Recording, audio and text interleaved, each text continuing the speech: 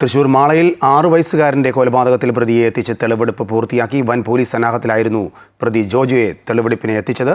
പ്രതിയെ എത്തിച്ചപ്പോൾ നാട്ടുകാരുടെ ഭാഗത്തുനിന്നും വൻ പ്രതിഷേധമാണ് ഉണ്ടായത്. കൊലപാതകം നടത്തിയ രീതി പ്രതി പോലീസിനോട് വിവരിച്ചു.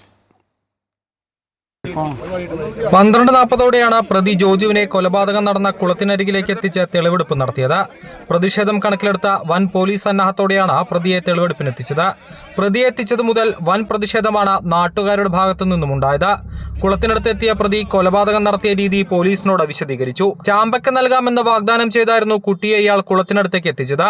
തുടർന്ന് കുട്ടിയെ ലൈംഗികമായി ഉപദ്രവിക്കുകയായിരുന്നു.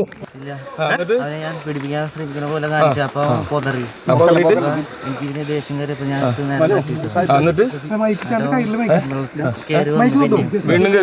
പിന്നെയും തട്ടിയിട്ടു പിന്നെയും കയറി വന്നു ഞാൻ പോയി.